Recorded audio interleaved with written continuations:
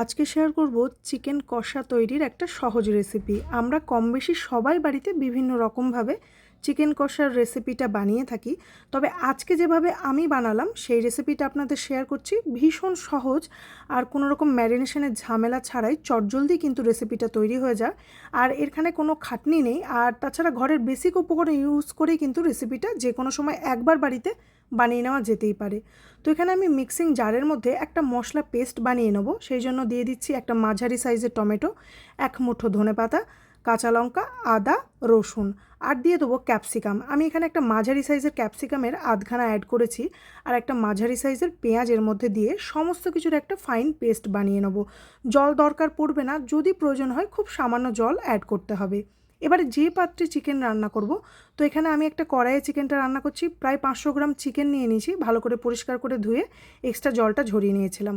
তো চিকেনটা আমি কড়াইয়ের মধ্যে অ্যাড করে দিয়েছি। আপনারা যে পাত্রে রান্না করবেন সেই পাত্রেই কিন্তু চিকেনটা প্রথমে দিয়ে দিতে হবে। এবারে বেসিক গুঁড়ো মশলার মধ্যে শুধুমাত্র অ্যাড করব লবণ, চিনি, একটু হলুদ গুঁড়ো, কাশ্মীরি লঙ্কার গুঁড়ো, আর একটু গরম মশলা গুঁড়ো। আমি কোনো রকম কিন্তু আর গুঁড়ো মশলার ইউজ এই রেসিপিতে করব না। আমি সাধারণত জিরে গুঁড়ো, ধনে গুঁড়োর ইউজটা চিকেনে কমই ব্যবহার করি। এবারে দিয়ে দিলাম এক মুঠো পেঁয়াজ কুচি, আর যে মশলা পেস্টটা তৈরি করেছিলাম সেই মশলা পেস্ট, একটা তেজপাতাও আমি দিয়ে দিয়েছি।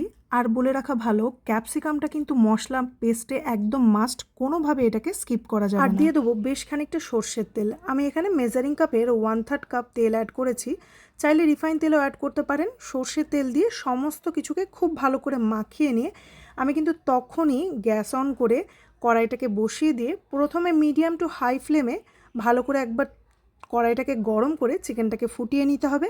খুব ভালো করে নেড়ে চেড়ে গ্যাসের ফ্লেমটা স্লোতে রেখে কিন্তু ঢাকা দিয়ে প্রায় 10 থেকে 12 মিনিট রান্না করে নিতে হবে। তাতে করে চিকেন থেকে যে জল বেরোবে, এই জলেই কিন্তু চিকেনটা একদম পারফেক্টভাবে সেদ্ধ হয়ে যাওয়া পর্যন্ত রান্না করে নিতে হবে। কোনো রকম এক্সট্রা জল ব্যবহার করব না।